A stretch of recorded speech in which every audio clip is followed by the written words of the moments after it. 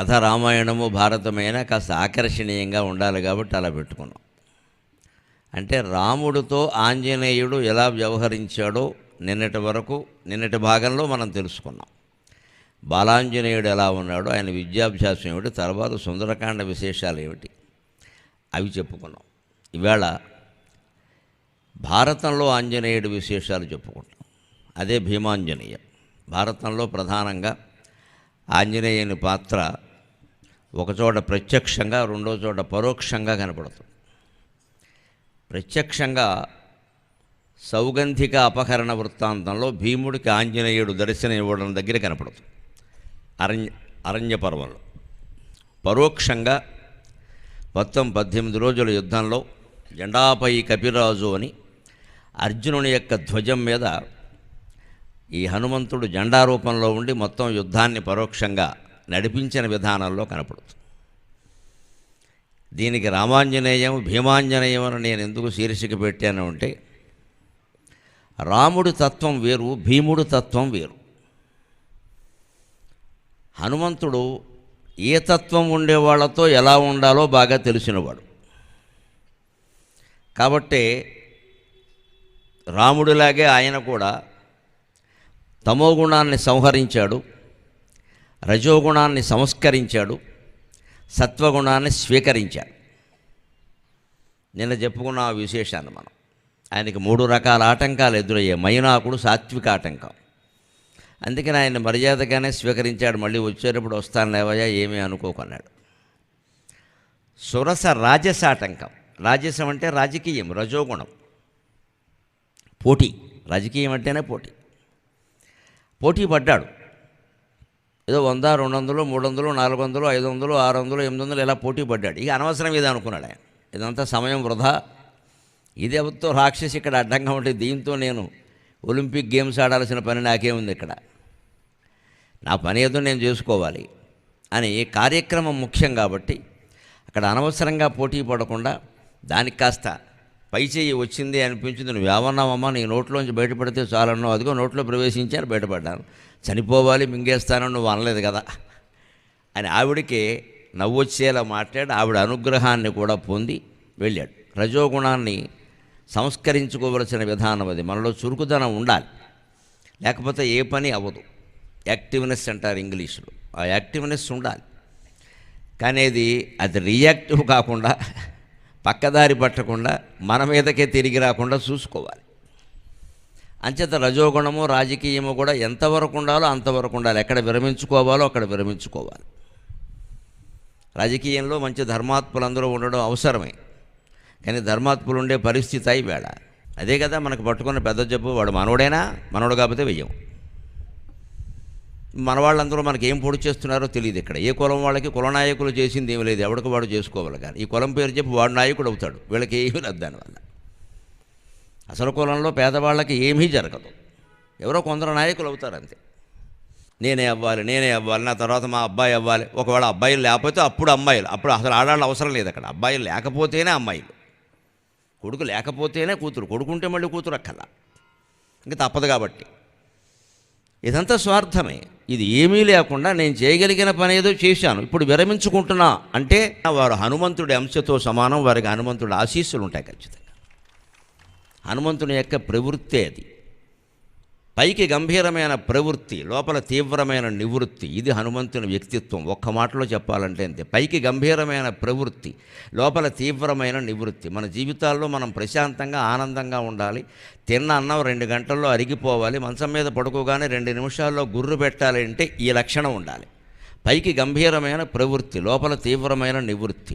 లోపల మనకి ఏమీ అక్కర్లేదు, వైరాగ్యం. గంటలో చచ్చిపోతాం అనుకోవాలంతే. ఇంకా జిడ్డు కృష్ణమూర్తి గారు చెబుతాడు, మనిషి సుఖంగా ఉండాలంటే ఏం చేయాలంటే, 1 గంటలో చచ్చిపోతామని తెలిస్తే ఎలా ఉంటాం అన్నాడు ఆయన. భగవద్ధ్యానం తప్ప మరి ఏం చేయను అన్నాడు. అయితే ఏదో చేయి, ఇంకేం చేయకని చెప్పాడు ఆయన. 1 గంటలో చనిపోతామని మనకు ఖచ్చితంగా తెలిస్తే ఏం చేస్తామండి? ఇక్కడ కూర్చుని ఇవన్నీ వింటామా? ఇంకా ఇదేనా వింటామేమో, సినిమా అయితే చూడం కదా.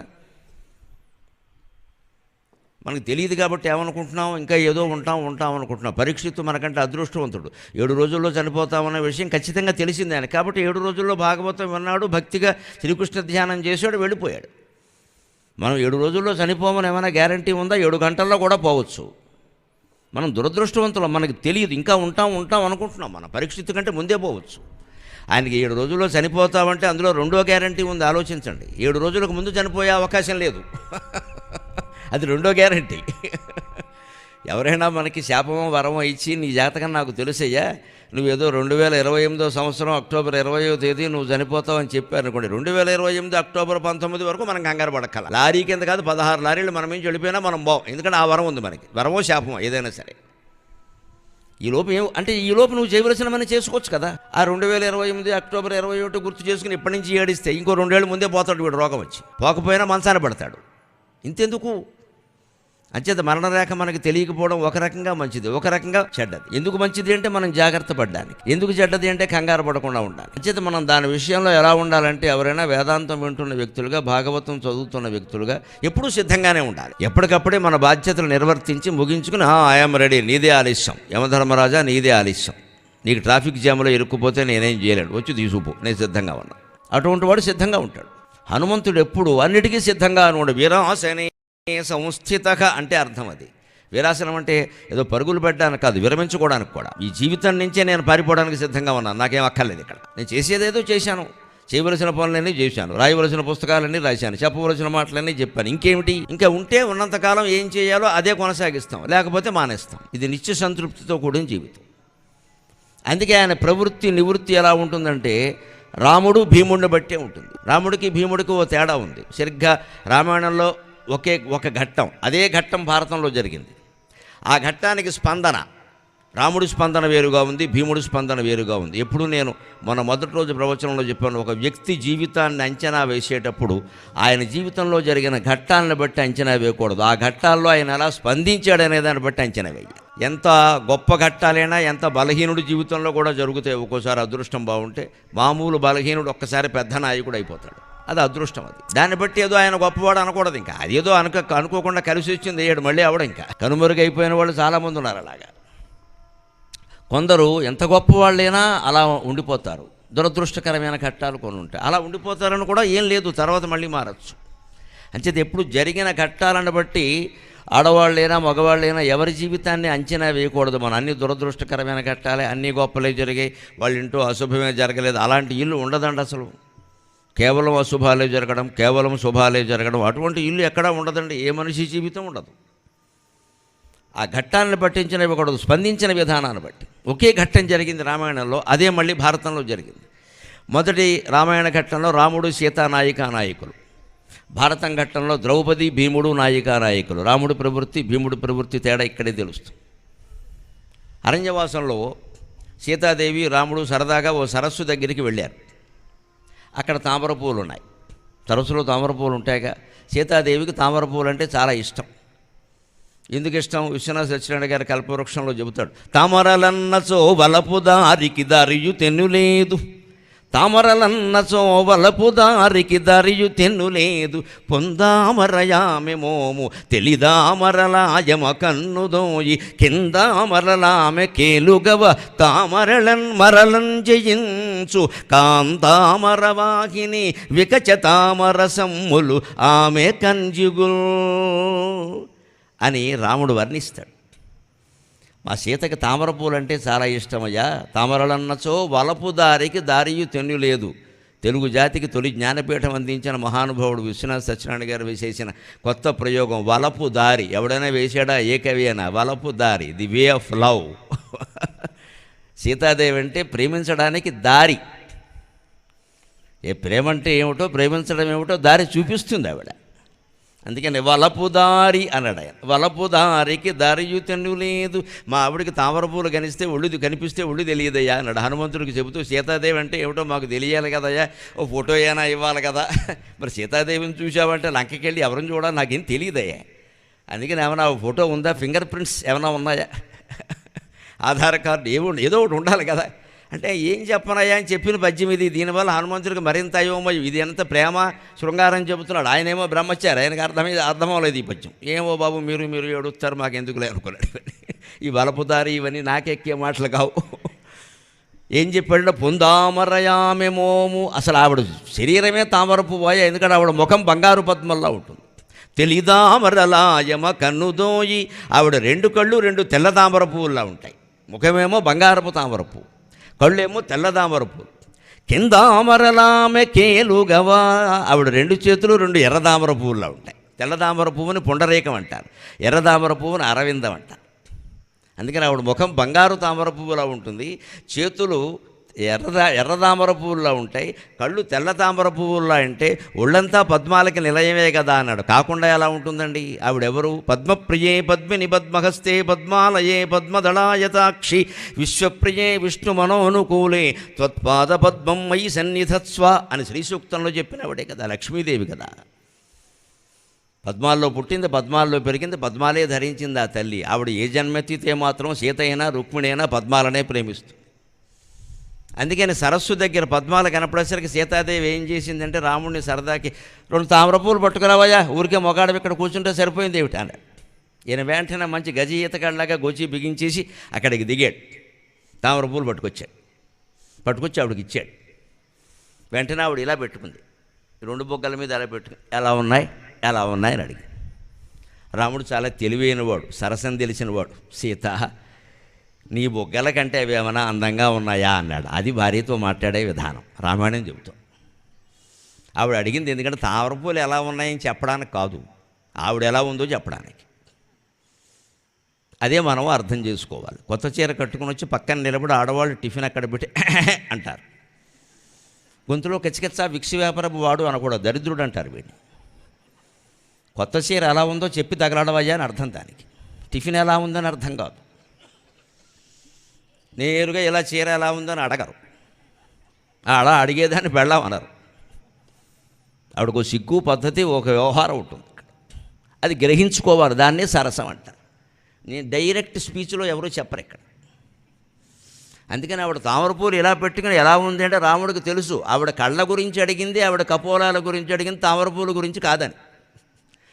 అందుకే నీ కళ్ళ ముందు నీ కపోలాల ముందు ఈ తామరపూలు ఏమో సరిపోతాయండి, మా ఆయనకి నేనంటే ఎంత ఇష్టమో అని ఊరుకుంది. మళ్ళీ తామరపూలు తెమ్మని అనలేదు, రాముడికి రిస్క్ తప్పింది. అదే ఘట్టం భారతంలో జరిగింది, దాంతోనే మొదలు పెడతాం ఇవాళ. భీమాంజనేయం, అక్కడే ఆంజనేయుడు కనిపిస్తాడు. భీముడు ద్రౌపది వనవాసంలో ఆ సంవత్సరం ద్రౌపదీదేవి భీముడితో కాపురం చేస్తూ ఉండడం వల్ల ఇద్దరు హిమాలయ పర్వతాల్లో సంచరిస్తున్నారు. హిమగిరి సొగసులు మురిపించను మనసులు. పాండవ వనవాసంలో ఎన్టీఆర్ సావిత్రి అద్భుతంగా నటించారు, ఘంటసాల గారు సుశీల గారు పాడారు అద్భుతమైన పాట.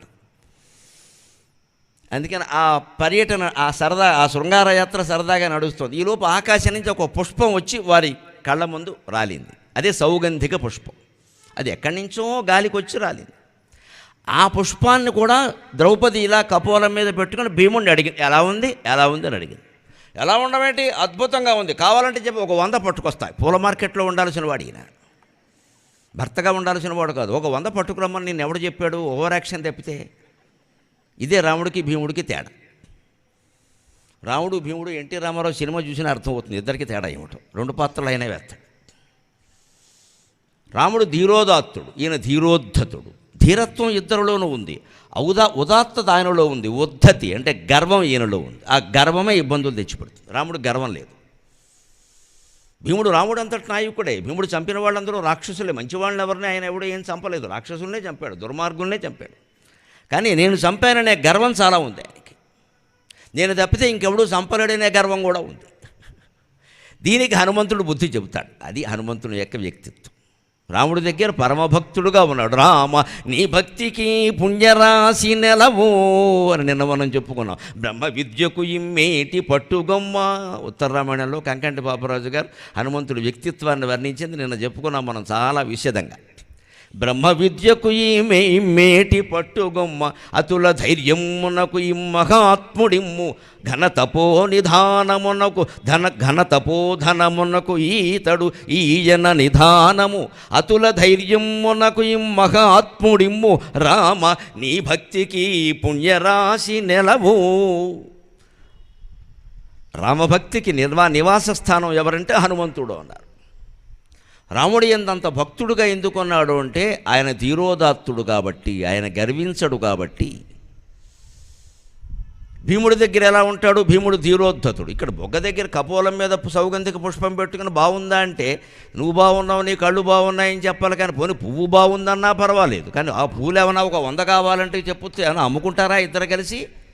సాయంత్రం ఈ పూలండి, 100 పూలు ఎందుకండి, ఆడవాళ్ళకి 1 2 కావాలి. కానీ పరాక్రమం అన్నమాట, పౌరుషం. నీకు కావాలంటే చెప్పి ఒక 100 పట్టుకు. ఆవిడ సొమ్మైపోయింది, పట్టుకురమ్మని చెప్పింది. చచ్చాడు నానా యాతనలు అయినాయి ఇక్కడికి.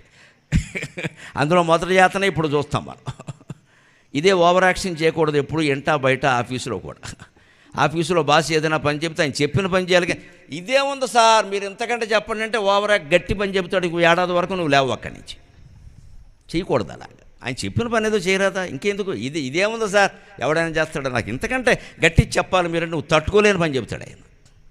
చేయలేక చతికిలు పడతాం. ఇదే మనం భీముడి నుంచి నేర్చుకోకూడని లక్షణం, రాముడి నుంచి నేర్చుకోవలసిన లక్షణం. ఎక్కడ ఎంతవరకు ఉండాలో అంతవరకే ఉండాలి. అదే రాముడు భీముడు, అదే రామాంజనేయం, ఇవాళ భీమాంజనేయం చూస్తాం. ఇప్పుడు సౌగంధిక పుష్పాలు తెమ్మందిగా ఒక 100 పరిగెట్టాడు, వెళ్ళాడు. మామూలుగా వెళ్ళాడా? ఆ వెళ్ళేటప్పుడు హాయిగా ఎప్పుడు పరుగు పందెం పెట్టుకున్నవాడు, యుద్ధం చేయాలనుకునేవాడు అవసరమైతే యుద్ధం చేయాల్సి వస్తుందేమో అని ఊహించి శక్తిని రిజర్వ్ చేసుకోవాలి, నిలబెట్టుకోవాలి. శక్తిని ముందే ఖర్చు పెట్టేయకూడదు. ఈ పెద్ద మనిషి ఏం చేశాడంటే, వెళ్ళేవాడు తిన్నగా వెళ్లకుండా బడి మానేసి రోడ్డు మీద తిరిగేవాడు. ఆ రోడ్డు పక్కన ఉండే మొక్కలన్నీ పువ్వులు తెంచేసి ఆకులు పీకేసి నానా గొడవ చేస్తూ పోతూ ఉంటాడు. వీడు మానేసిన వాడు మామూలుగా పోవచ్చుగా, మామూలుగా పోడు, అవన్నీ పీకేస్తాడు. ఏం పని? అలాగే ఈయన కూడా గద పట్టుకుని ఆ దగ్గర కనిపించిన ఏనుగులను కొట్టేసి, చెట్లను కొట్టేసి, ఆ చెట్లను అడ్డంగా బారేసి ఇదంతా చేశాడు. దేనికి ఇది? భీముడు అంటే అంతే. ఈయన చేయగలడు కాబట్టి చేయడమేనా? ఆలోచించుకోవాలి కదా. ఈ చెట్లన్నీ పడగొడుతూ మధ్యలో ఏం చేశాడు? శంఖధ్వానం చేశాడు. ఆ శంఖధ్వానం గంధమాదన పర్వత ప్రాంతాల్లో తపస్సు చేసుకుంటూ ఉన్న హనుమంతుడికి వినపడింది. అక్కడ అన్నదమ్ముల మధ్యలో అనుబంధం చూడండి, ఇద్దరు వాయుదేవుని కుమారులు కావడం వల్ల శంఖధ్వానాన్ని బట్టి హనుమంతుడు మా తమ్ముడో అని గమనించాడండి. అది శంఖధ్వానం అంటే, అనుబంధం అంటే అది. తమ్ముడు కారు హారణ మోగితే అన్నగారు వెంటనే గుర్తుపట్టాలి, ఇది మా తమ్ముడు కారు హారణ, నాకు తెలుసు అని. అదే రకమైన కారు ఇంకోడుకున్నా అది వేరు ఇది వేరు. తమ్ముడు కారు హారణ ఎలా మోగిస్తాడో అన్నగారికి తెలుస్తుంది. భర్త ఇంటికి వస్తున్నాడు అనే విషయం కారు హారణ ద్వారా గుర్తుపట్టగలిగినటువంటి ఇల్లాళ్ళు చాలామంది ఉన్నారు. నమస్కారం. ఆ కారు హారణ అలా మోగింది అంటే ఆయన వస్తున్నట్టు లెక్క. ఇంట్లో అంత అటెన్షన్ అయిపోతారు. ఎందుకు ఒకే కారు, ఆ కారు ఇంకో ఊళ్ళో ఎంతోమందికి ఉండొచ్చు, కానీ మోగించే విధానాన్ని బట్టి హారణ తేడా ఉంటుంది ఎప్పుడు కూడా. మన కారు హారణ మనకి మైల్ దూరం నుంచి వినపడుతుంది, మా కారు వస్తుందంట. అలాగే పూర్వం రాజులు ఏనుగు ఘీంకారాన్ని, గుర్రం సకిలింపుని గమనించేవారు. అంతకెందుకు, నలదమయంతుల కథలో ఆశ్చర్యకరమైన సన్నివేశం. బాహుకుని రూపంలో ఉండి, బాహుకుని రూపంలో నలుడు రూపంలో లేడు, వంటవాడు రూపంలో కుబ్జుడు వామనుడు రూపంలో ఉండి అవయవాలు కూడా రకరకాలుగా మారిపోయిన స్థితిలో ఋతుపర్ణ మహారాజును కూర్చోబెట్టి రథసారథ్యం చేసుకుని వస్తుంటే, విదర్భ నగరం పులిమేరల్లోకి రాగానే రథచక్రపు సవ్వడి విని శయేషనలో రాజా మమ ప్రియక అని దమయంతి గుర్తుపట్టేసింది. ఖచ్చితంగా ఈ రథచక్ర ధ్వానం మా ఆయన నలమహారాజు సారథ్యం చేస్తుంటేనే వస్తుంది, మరొకడు కాడు. వాడెవడో నలమహారాజు అంటే వాడు బాహుకుడు, పొట్టిగా ఉన్నాడు. నలమహారాజుకి ఈయనకి ఈయన నల్లమహారాజు, పైగా ఆయన పొడుగు, ఈయన పొట్టి. అయినా దమయంతి రథచక్రాల సవ్వడిని బట్టి అది నలమహారాజు, సయేష నలో మహారాజా, ఖచ్చితంగా నాకు తెలుసు ఆ సవ్వడి, ఇన్నేళ్ళు కాపురం చేసిందని నాకు తెలీదా అంటే చెలికత్తలు ఆశ్చర్యపోయారు. నలుడు ఎక్కడ లేడమ్మా, ఉన్నాడో లేడో కూడా అనుమానం. ఆయన ఎక్కడికి రావడం ఏంటి? పైగా ప్రకటించింది ద్వితీయ స్వయంవరం. భార్య భర్త బతుకుండగా రెండో పెళ్లి చేసుకుంటుంటే భర్త ఆ స్వయంవరానికి వస్తాడా? దేనికి? భోజనం చేసి పోవడానికే. ఎలా వస్తాడు? ఎవడైనా అవమానం కదా. ఏమో నాకు అవన్నీ తెలియదు. ఆ మోత, ఆ రథచక్ర ధ్వని మాత్రం నలమహారాజుదే. మీరు చూడండి, అంతే జరిగింది. అది అనుబంధం అంటే. అన్నదమ్ముల అనుబంధమేనా, భార్యాభర్తల అనుబంధమేనా, తల్లిదండ్రులు పిల్లల అనుబంధమేనా, అటువంటిది. అంత ఆత్మీయత, అంత గుర్తు ఉంటే ఆ అనుబంధం నిలబడుతుంది ఖచ్చితంగా. అందుకని శంఖధ్వానం, పౌండ్రం దధ్మౌ ప్రతాపవాన్. భీముని యొక్క శంఖం పేరు పౌండ్రం. ధర్మరాజు యొక్క శంఖం పేరు అనంత విజయం. అర్జునుని యొక్క శంఖం పేరు దేవదత్తం. నకులుని యొక్క శంఖం పేరు సుఘోషం. సహదేవుని యొక్క శంఖం పేరు మణిపుష్పకం. వాళ్ళ శంఖాలకు వాళ్ళ అందమైన పేర్లు పెట్టుకున్నారు. అందులో భీముని శంఖం పేరు పౌండ్రం. అది బాగా తెల్లగా ఉంటుంది, పుండరీకంలాగా. పౌండ్రం దధ్మౌ ప్రతాపవాన్ అంటాడు భగవద్గీత మొదటి అధ్యాయంలో వస్తుంది భీముడు మోగించిన శంఖం. ఆ పౌండ్ర శంఖం యొక్క ధ్వని వినపడగానే హనుమంతుడు, మా తమ్ముడో, మై క్లోజ్ బ్రదర్ వస్తున్నాడయా అని చెప్పి సంతోషించి ఓ పెద్ద చెట్టు ఎక్కి పైనుంచి చూసేట. ఈయన మొత్తం ఏనుగులను చెత్తగొట్టుకుంటూ చెట్లు పడగొట్టుకుంటూ వస్తాడు. మన వాడికి ఇంత ఓవర్ యాక్షన్ అవసరమా? ఓసారి చెప్పాలి రా, అసలు వీడికి ఎలా ఉండాలో తెలియట్లేదు, అనవసరంగా ప్రమాదాలు తెచ్చిపెట్టుకుంటున్నాడు. పైగా ఆవిడెవరో సౌగంధిక పుష్పాలు తెమ్మని చెప్పింది, అవి తేవచ్చుగా. దీనికి ముందే ఈ శక్తి అంతా వృధా అయిపోతే అక్కడ ఏం చేస్తాడు వెళ్ళాక యుద్ధం చేయాల్సి వస్తే? ఇతనికి ఒక్కసారి గుణపాఠం చెప్పాలి. ఎందుకంటే అతను వచ్చే దారిలో ఈయన కూడా 4 చెట్లు కూలగొట్టి తోక అడ్డంగా బారేసి కూర్చున్నాడు అక్కడ. మామూలుగా బారేలా తోక ఒకసారి ఇలా అడ్డం పెట్టి ఉందో పైకి లేపి శబ్దం చేశాడు. ఆ శబ్దం ఎలా ఉందో ఎర్రాప్రగడ అరణ్య పర్వంలో వర్ణిస్తాడు ఈ ఘటనలో. గోలాంగూలోత్తములాంగూల స్ఫోటనరవంబు, గోలాంగూలోత్తములాంగూల స్ఫోటనరవంబు, ఘోరంబై వాచాలత చేసే అశేష మృగాళి భయమునంద గిరి గుహాముఖములకున్, గోలాంగూలోత్తములాంగూల స్ఫోటనరవంబు, ఘోరంబై వాచాలత చేసెను అశేష మృగాళి భయమునంద గిరి గుహాముఖములకున్, అస్ఫోటయామాస చుచుంబ పుచ్చం ననంద చిక్రీడ జగామ జగ్ముహు అని సుందరకాండలో వర్ణించారు. సుందరకాండలో సీతాదేవిని వెతుకుతూ వెతుకుతూ వెతుకుతూ విసిగి వేసారి అంతఃపురంలో పెట్టాడేమో చూద్దామని అంతఃపురంలోకి వెళ్ళాట. అక్కడ రావణాసురుడు పడుకుని ఉన్నాడు మంచం మీద. వాడి పక్కనే ఒక స్త్రీ పడుకుని ఉంది. ఇంకా మళ్ళీ ఆవిడ అచ్చం సీతాదేవిలాగే ఉంది. రాముడు చెప్పిన సీతాదేవి లక్షణాలు ఇంచుమించుగా ఆవిడలో కనపడుతున్నాయి. ఒక్కసారిగా హనుమంతుడికి ఆవేశం వచ్చేసింది. ఒక్కసారి లక్ష్యం చేరుకున్నామంటే పరమానందం కలుగుతుంది కదా, అది నిజమైన లక్ష్యమో లేదో తెలియదు, కంగారు పడిపోతాం, అక్కడే పోటీలు దెబ్బతింటాం. లక్ష్యం చేరుకునేటప్పుడు కూడా పరుగు సమానంగానే పెట్టాలి.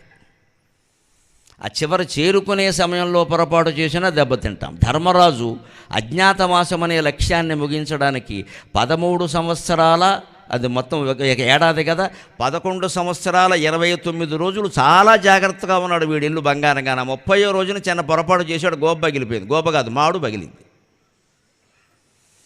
అజ్ఞాతవాసంలో 11 నెలల 29 రోజులు, అంటే ఇంకొక రోజు ఉంటే అయిపోతుంది అజ్ఞాతవాసం. అంతవరకు చాలా జాగ్రత్తగా ఉన్నాడు. ఎంత జాగ్రత్తగా ఉన్నాడు అంటే అందరికీ జాగ్రత్తగా ఉండమని చెప్పాడు. కీచకుడు ద్రౌపదిని ఏడిపించుకు తింటుంటే తరువుకుని వస్తూ ఉంటే భీముడు కోపం వచ్చి చెట్టు పైకెత్తుతాడు. ఆ చెట్టుతో ఎక్కడ కీచకుడిని చంపేస్తాడో, చంపేస్తే కీచకుడు అంతటి వాడిని చంపగలిగిన వాడు భీముడే. ఇక్కడ దుర్యోధనుడు గూఢచారులు ఎవరైనా ఉండొచ్చు సభలో, వాళ్ళు గ్రహించి దుర్యోధనుడికి చెబుతారు. వెంటనే వాడు గూఢచారులను పంపిస్తే భీమా ఇండోర్, ధర్మజ ఇండోర్ అంటే మళ్ళీ 12+1+3 స్కీమ్ అయిపోతుంది ఇక్కడ. ఇదంతా కంగారు పడే వలలా వలలుండెక్కడ చూచే ఒండెడ నసివ్యక్ష్మాజముల్ పుట్టవే అని హెచ్చరించాడు. అంత కంగారులో కూడా ధర్మరాజు నోట వలలుండు అనే మాట వచ్చింది, భీముడనే మాట రాలా. మనం సాధారణంగా కంగారులో ఉంటే అసలు భాష వచ్చేస్తుంది. సాధారణంగా కంగారులో ఉంటే అసలు భాష వచ్చేస్తుంది. ఒక కవి, ఒక పండితుడు 7-8 భాషల్లో పండితుట్ట. ఆయన కృష్ణదేవరాయల ఆస్థానానికి వచ్చాట. ఆయన 8 భాషల్లో నేను మాట్లాడతానండి, నా మాతృభాష ఏదో చెప్పగలిగితే నేను ఓడిపోయినట్టే అన్నాడు. అక్కడ కన్నడం, తెలుగు, తమిళం, మలయాళం, తుళు, సంస్కృతం లాంటి భాషల పండితులందరూ కృష్ణదేవరాయల ఆస్థానంలో ఉన్నారు. కర్ణాటక రాజ్యంలో కృష్ణదేవరాయల గురించి మాట్లాడడం ఒక అదృష్ట మహానుభావుడు పరిపాలించిన భూమి ఇది. కర్ణాటక దేశాధీశ్వరుడు అంటారు ఆయన. ఆయన సభలో ఇన్ని భాషల పండితులు ఉన్నారు. ఉండగా ఈయన వచ్చి, మీ పండితులు ఎక్కువ కదండి, మీ పండితులు ఏ పార్టీ వాళ్ళో చూస్తానో, నేను 8 భాషల్లో మాట్లాడతాను, ఒకే విషయం, ఒకే సబ్జెక్ట్, ఒకే విషయం, లోక్సభ ఎన్నికలు అన్నదాని మీద 8 భాషల్లో మాట్లాడతాను అన్నాడు. మాట్లాడాడు. ఎంత సహజంగా ఉందంటే ప్రతి భాష మాట్లాడుతుంటే అదే ఆయన మాతృభాష అన్నట్టుగా ఉంది. అందులో ఉండే భాష కాదు, యాస కూడా పట్టుకోండి, యాక్సెంట్. తెలుగు రాయలసీమలో ఒకలా ఉంటుంది, తెలంగాణలో ఒకలా ఉంటుంది, గోదావరి జిల్లాలో ఒకలా ఉంటుంది, గుంటూరు కృష్ణాలో ఒకలా ఉంటుంది. సరే, ఇప్పుడు ఇంగ్లీష్ మీడియం వచ్చాక పిల్లల తెలుగు వీటన్నిటినీ మించిన విశేషమైన తెలుగు అది. ఆ యాసే వేరే సార్, అది మనకి ఏదో అర్థం కాదు. అది కానీ అందుకని పట్టుకోలేకపోతున్నారు, అందరూ ఓడిపోయారు. ఏమోనండి కష్టంగా ఉంది, కష్టంగా ఉంది. తెనాలి రామకృష్ణుడు తెక్క మనిషి కదా, ఎవడు చేయని వాడు చేస్తాడు. నేను ఈ పూటకు మా ఇంటికి రమ్మానంటే నేను రేపు చెప్తాను ఈయన సంగతి అన్నాడు. ఈయన ఆయన ఇంటికి వెళ్ళాడు, అప్పటికే గెలిచాడు కదా, రాత్రి భోజనం పెట్టాడు, పడుకోమన్నాడు. శుభ్రంగా ఆయన గుర్రెట్టి పడుకుంటుంటే వెళ్ళి ఆ మోకాల పైన పెక్క పట్టుకుని గట్టిగా తొడపాసం పెట్టాడు. అమ్మో అన్నాడు. వీడు భాష తెలుగు అన్నాడు. అంచేది మనిషి ఎప్పుడు కంగారు పడినప్పుడు సహజమైన భాష మాట్లాడతాడు. ధర్మరాజు ఎంత ప్రజ్ఞావంతుడు, ఎంత నిగ్రహం కలిగిన వాడంటే కంగారు వచ్చినా మాట్లాడలా. అంత కంగారులో కూడా వలలుండి ఎక్కడ చూసి అన్నాడు, భీముండి ఎక్కడ చూసి అనలేదు. దక్షిణ గోగ్రహణం జరిగింది. సుశర్మ దండయాత్రకు వచ్చాడు దుర్యోధనుడు యొక్క నియామకం ప్రకారం. ఆ సుశర్మతోటి భీముడు యుద్ధం చేశాడు. వీళ్ళు నలుగురు వెళ్ళారు, అర్జునుడు తప్ప అందరూ వెళ్ళారుగా. ధర్మరాజు, భీముడు, నకులుడు, సహదేవుడు వెళ్ళారు. అందులో భీముడు ఇంకా ఎంతగా ఆ సుశర్మ విరాట్ రాజును పట్టుకుని వెళ్ళిపోతున్నాడు, బంధించి తీసుకెళ్ళిపోతున్నాడు రథంలో కూర్చోబెట్టి. విరాట్ రాజు ఓడిపోతే మొత్తం ఓడిపోయినట్టే కదా, రాజు ఓడిపోతే ఇంకేం లేదు. అందుకని భీముడు కోపం వచ్చి ఒక పెద్ద రథం ఉంటే రథాన్ని లేపాడు పైకి. వెంటనే ధర్మరాజు వచ్చి రథాన్ని చెట్లని లేపకరా బాబు, ఇవి లేపగలిగిన వాడు భీముడు ఒక్కడే అన్న విషయం తెలిసిపోతుంది. ఇక్కడ ఇంకా వనవాసం 15 రోజులు ఉందిరా, నీ ఇల్లు బంగారంగా. ఇలాంటి ఓవర్ యాక్షన్లు చేయగల, ఏమన్నా సరే చెట్టు లేపేస్తావు, పెట్టి లేపేస్తావు, చెయ్యి లేపితే చాలు కదా, చెట్టు ఎందుకు లేపడం అన్నాడు. నువ్వు భీముడిలా ఉండకు, మామూలుగా యుద్ధం చెయ్యి, మనం తెలవకూడదు, ఇప్పుడు ఇంకొక 15 రోజులు ఆగాలన్నాడు. సరే అన్నయ్య, ఎప్పుడు ఇంతే అధవశాంతం సత్యం అనుకుని అక్కడ పెట్టాడు వాడు. ఎప్పుడు ఈయన రెచ్చిపోవడం, భీముడనే మత్తగజం రెచ్చిపోవడం, ధర్మరాజు అనే అంకుశం ఓ పోటు పడవడం. ఇంతగా తమ్ముడికి జాగ్రత్తలు చెప్పిన వాడు ద్రౌపది ఇంచుమించు మానభంగానికి గురైన పని ఏడుస్తూ వస్తే కూడా నువ్వు ఇంకా నటన చేయక్కర్లేదు, వెళ్ళి నువ్వు విశ్రాంతి తీసుకో, నీ భర్తలు చూసుకుంటారు అని ఎకశక్యంగా మాట్లాడాడే అజ్ఞాతవాస పరిసమాప్తి కోసం. అటువంటి ధర్మరాజు చివరి రోజున నిగ్రహం కోల్పోయాడు. లక్ష్యం చేరే ముందు జాగ్రత్తగా ఉండకపోవడం అంటే అది. ఉత్తర గోగ్రహణం జరిగింది. బృహన్నల కూడా వెళ్ళాడు. ఉత్తరుడు భయపడ్డాడు, బృహన్నల రధికుడుగా మారాడు. ఉత్తరుడు సారథ్యం చేశాడు. తుక్కు రేపేశారు కౌరవులందరినీ. వస్తుండగానే ద్వారపాలకుడు వచ్చి, మహారాజా, ఉత్తర కుమారుడు కౌరవ సైన్యాన్ని జయించి వస్తున్నాడు అన్నాడు. విరాట్ రాజుకి చాలా ఆనందం. అసలు ఉత్తరుడెంత, కౌరవ సైన్యం ఎక్కడా, జయించగలడా. కానీ కొడుకు అనేటువంటి పుత్ర వ్యామోహం ఎలా ఉంటుంది అంటే అన్నీ నమ్మేయాలని అనిపిస్తుంది. మనకి వ్యామోహం ఎక్కడుందో అక్కడ ఎదుటి వాళ్ళు ఏం చెబితే అది నమ్మేస్తాం. అందుకే వ్యామోహాలకు లోను కాకూడదు, ఏ వ్యక్తి పట్ల వ్యామోహాలు ఉండకూడదు. కర్తవ్యం ఏదో అది చేయడమే అంతే. వ్యామోహానికి ఒక్కసారి లోనయ్యాం, విపరీతమైన ప్రేమ పెంచుకున్నామంటే వాళ్ళు ఏం చెబితే అది నమ్మేస్తాం. ఇంకా మనకి అసత్యం కూడా సత్యంలా కనపడుతుంది. మనం ఎంత ప్రేమించే మనిషిని కూడా ప్రేమించాలి, కానీ వ్యామోహపడకూడదు. ఓ కంట కనిపెడుతూనే ఉండాలి, వాళ్ళు చెప్పిందంతా నిజమని అనుకోకూడదు, లేకపోతే మొత్తం మాయలు మోసాలే జరుగుతాయి. ఈ విరాట్ రాజు పుత్రప్రేమ, అందుకని ఆయన వెంటనే ధర్మరాజా ఇంకో ఆటై, మరి పేకాడుతుంటే మరి శుభవార్త తెలిసింది కదా, ఇంకో ఆటై మా వాడిని నెగ్గట్ట అన్నప్పుడు కూడా నిజమేనండి అని ఊరుకోవచ్చు కదా, ఈయనకి ఎందుకు వచ్చింది. మీవాడు కాదండి, బృహన్నల వల్ల ఇది జరిగి ఉంటుంది అన్నాడు. ఎవడనమన్నాడు ఈయన్ని. ఇదే లక్ష్యం చేరే ముందు చివరి క్షణంలో అజాగ్రత్తగా ఉండి మొత్తం పోగొట్టుకోవడం అంటే ఇది. ఇంతవరకు ఇంత జాగ్రత్తగా ఉండి తమ్ముళ్ళందరికీ జాగ్రత్త చెప్పిన వాడు చెప్పొచ్చు కదండి. మనం కూడా జీవితంలో అదే నేర్చుకోవాలి. పరీక్షలకు తయారైతే చివరి క్షణం వరకు, ఉద్యోగానికి ప్రయత్నం చేస్తే చివరి క్షణం వరకు, సంసారాల్లో విషయాలు అంతే, పెళ్లి తలపెట్టినా పేరెంట్లను తలపెట్టినా చివరి క్షణం వరకు జాగ్రత్తగా ఉండాలి. ఇంకైపోయింది, ఇంకేం పర్వాలేదని అశ్రద్ధగా ఉన్నామంటే అన్నీ ఉంటే మంగళసూత్రం సమయానికి కనపడకుండా పోతుంది. ఎక్కడ పెట్టారో తెలియదు, ఎవరు తీశారో తెలియదు, నానా యాతన అయిపోతుంది అక్కడ, అసలు కనపడదు. అంచేత ముఖ్యమైన వస్తువుల విషయంలో చాలా జాగ్రత్తగా ఉండి, ఎంత కంగారుగా ఉన్నా ఎవరికి అప్పగించాలో వారికి అప్పగించి, బరే అబ్బాయి ఇది పట్టుకుని ఇక్కడే కూర్చొని నువ్వు ఎక్కడికి వెళ్ళకని చెప్పాలి. కన్యాదాత ముఖ్యంగా అమ్మాయి తండ్రి వీళ్ళ దగ్గర లక్షల కొద్దీ డబ్బు అట్టు పెట్టుకోవాల్సి వస్తుంది, బంగారం అట్టు పెట్టుకోవాల్సి, ఆడాళ్ళ దగ్గర కూడా అవసరం ఉంటుంది. ముఖ్యమైన వాళ్ళని దగ్గర పెట్టుకుని కూర్చోబెట్టుకుని ఆ బాధ్యత అప్పగించి నేను అడిగినప్పుడు ఏం చెప్పాలి. ఇచ్చినట్టుగా ఓ గిల్లు కూడా గిల్లాలి అవసరమైతే. ఇచ్చా గిల్లుతూ ఉంటారు కొంతమంది, గిల్లింది గుర్తుంటుంది, ఇచ్చింది గుర్తుండబోయినా మళ్ళీ గిల్లగానే ఎందుకు గిల్లేరో గుర్తొస్తుంది, ఏదో ఒకటి చేస్తారు, సేమ్ పిచ్ అంటారు, ఏదో ఒకటి అంటారు. ఇదంతా ఎందుకంటే జాగ్రత్త కోసం. ఎక్కడ అశ్రద్ధ చేసినా అది దెబ్బతినేస్తుంది. అందుకని ఇక్కడ ధర్మరాజు పడిన జాగ్రత్త కూడా హనుమంతుడు పడాలి, కానీ భీముడు పడుతున్నాడు. ఇక్కడ చివరికి ఎడుతూ ఎందుకు ఇలా చేస్తున్నాడు అని ఆయన ఇలా పెడుతూ తోక అడ్డం పెట్టి ఒక్కసారి తోక పైకి లేపి కిందికి చట్ మన కొట్టాడు. అక్కడ సుందరకాండలో జరిగిన పొరపాటు మళ్ళీ జరగద్దని. ఎందుకంటే అక్కడ మండోదరను చూశాడు ఆయన. రావణాసురుడు పక్కనే మండోదర కాకపోతే సీత ఎందుకు ఉంటుందండి? కానీ మండోదరను చూసి అచ్చం అదే కళ, అదే తెలివితేటలు, అదే సౌశీల్యం, అదే పాతివృత్యం, అదే లక్షణాలు, శారీరక మానసిక లక్షణాలన్నీ పడుకున్న స్త్రీలో కూడా కనపడుతూ ఉంటే ఆవిడే సీత అనుకుని తోక ఆస్ఫోటయామాస, కిటికీ కేసి ఒక్క దెబ్బ కొట్టేట. చుచుంబ పుచ్చం, తోక ముద్దెట్టుకున్నట్ట, కిటికీ ఊసలు పట్టుకుని పైకి ఎగిరేట, కిందికి దిగేట, బయటికి వెళ్ళేట, లోపలికి వచ్చేట. నిద్రసేన్ స్వాం ప్రకృతిం అన్నాడు. తన కోతి బుద్ధి అంతా చూపించాడు అన్నాడు వాల్మీకి. హనుమంతుడు అక్కడ కోతి అయిపోయాడు ఒక్కసారిగా. అప్పుడు ఆలోచించాట, నా ఇల్లు బంగారంగాను, కోతి బుద్ధి అంటే ఇదే. ఆవిడ సీతాదేవి అయితే రావణుడి దగ్గర ఎందుకు పడుకుంటుంది? రావణుడి దగ్గర అంత ఇష్టంగా హాయిగా వాడు పొట్ట మీద చెయ్యేసి పడుకున్నాక నేనెక్కడికి ఎందుకు రావడం, పనిలేక రాముడికి దుర్వార్త చెప్పడానికా? ఇంక ఎందుకు రావడం ఇక్కడికి? అసలు రాముడు చెప్పిన లక్షణాలు ఏమిటి? నన్ను తప్ప మరొకరిని స్మరించదయ్యా ఆవిడ అన్నాడే. అంత నమ్మకంగా ఆయన చెబితే ఈవిడ ఇక్కడ ఎలా ఎందుకుంటుంది? ఇలా ఉందంటే బహుశా సీతాదేవి కాదు, ఆలోచించాల్సిన విధానం ఇది. మరొకడైతే ఎలా ఆలోచిస్తాడు? అయిపోయింది మనకెందుకు, ఈ మాట చెప్తే సరిపోతుంది, రాముడికి టెలిగ్రామ్ పంపిస్తాడు. అక్కడ రాముడు ఉండడు, లక్ష్మణుడు ఉండడు. ఇంకా మీ ఆవిడ పరాయి వాడికి వశమైందే అంటే ఇక అయిపోతుంది రాముడు బతికి. ఇంకా రామాయణం కూడా అయిపోయినట్టే. నెగిటివ్గా ఎందుకు ఆలోచించాలంటే పాజిటివ్గా ఆలోచించచ్చు కదా. అదే సుందరకాండ నుంచి నేర్చుకోవాలి. ఆయన అనుకూలంగా ఆలోచించాడు. సీతాదేవి అయితే ఇక్కడ ఎందుకు పడుకుంటుంది?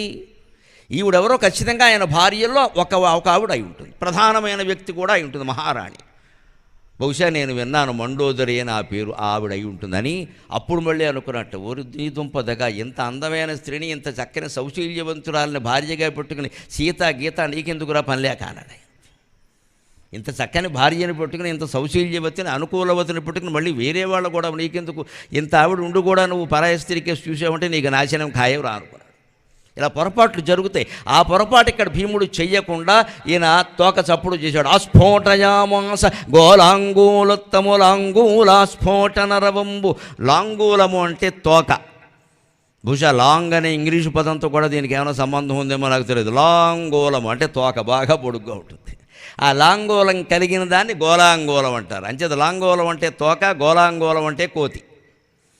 గోలాంగూలోత్తములాంగూల స్ఫోటనరవంబు అని రాస్తున్నాడు ఎర్రాప్రగడ తెలుగు భారతంలో పద్యాన్ని. భీకరమై ఒక్కసారి ఆ తోక ఎలా చట చట అని కొట్టాడు. ఆ చటలు ఎలా ఉన్నాయంటే భీక ఘోరంబై వాచాలత చేసే పెద్ద ప్రతిధ్వనిని కలిగించేట. ఎక్కడ? గిరి గుహాముఖములన్, అక్కడ గంధమాదర పర్వతం యొక్క కొండ గుహల్లో ఈ తోక చప్పుడు ప్రతిధ్వనించుతాడు. చట అంటే చట చట చట అని ఒక 5-6 సార్లు వచ్చింది. మళ్ళీ చట అంటే చట చట చట అని ఒక 5-6 సార్లు వచ్చింది. దానికి అశేష మృగాళి భయమునందా, ఆ పర్వత ప్రాంతంలో ఉండే సింహాలు, శరభాలు, శార్దూలాలు, పెద్ద పులులు, ఆ ఏనుగులు, అనేక రకాల మృగాలన్నీ భయమైంది.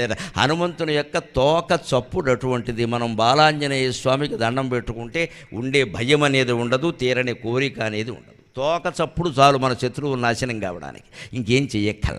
స్వామి నీ తోక ఒక్కసారి వాళ్ళ సంగతి తేల్చడానికి పంపించవయ్యా అంటే అస్తోకంగా మనకి మేలు చేస్తాడు ఆయన. ఆయన మనిషి దూకాల్సిన అవసరమేం లేదు.